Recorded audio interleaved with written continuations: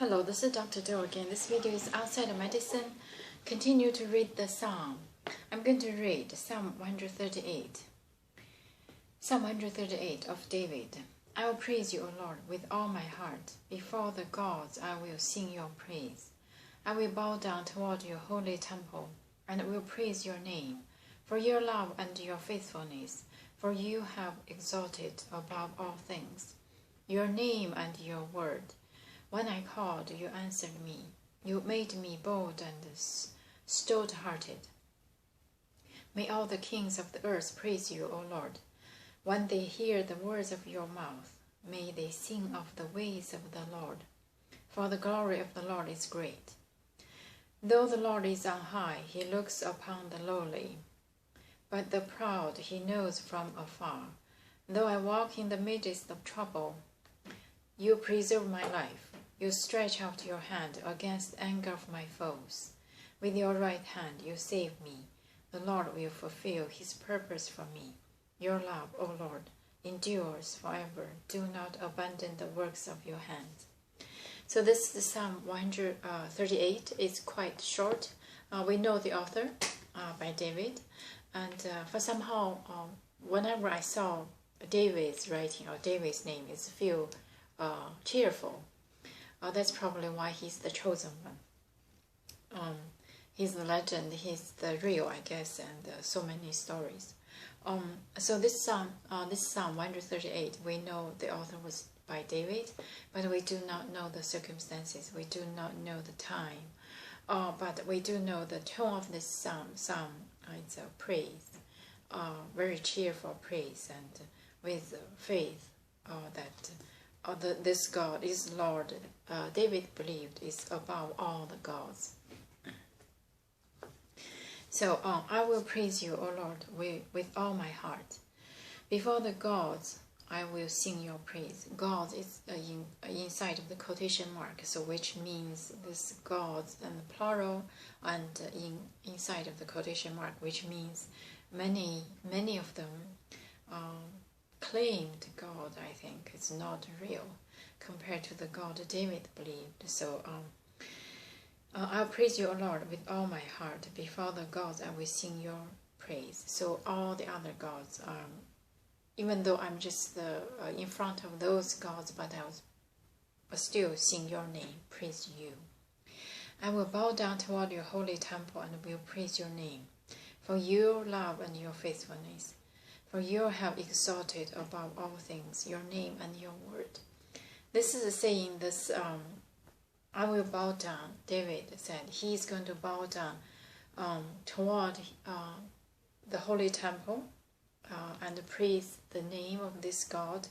And because this God is a loving God and a faithful God, and his name and his word are exalted above all things. So this is saying how wonderful of this God actually is really derived from the faith. If you imagine without a strong faith, cannot say this kind of words, unshakable faith. So praise the God, the only God from the heart, for what David believed. When I called, you answered me. You made me bold and stout-hearted. When I called means, if you recall, David wrote many psalms with agony, anguish, and a life-threatening situation. And each time he called the Lord, and each time the risk or the dangers just vanished away, become a blessing. So along those years wandering the desert, and eventually he gained the throne. So this is because this saying that I called, you made me bold and stout-hearted, give me courage, make me brave. So in a lot of time, the fear and surrounded all the time. But I think this God gave David the courage and also make him fearless. So if you recall, I think Jesus also talked to his disciples, do not be afraid, or do not fear. So this is, and I think this is from the David's heart, the belief of this God gave him bold and stout-hearted, gave him courage and make him brave. May all the kings of the earth praise you, O Lord, when they hear the words of your mouth. May they sing of the ways of the Lord, for the glory of the Lord is great. So this is pray. Pray all the kings of the earth praise you, O Lord.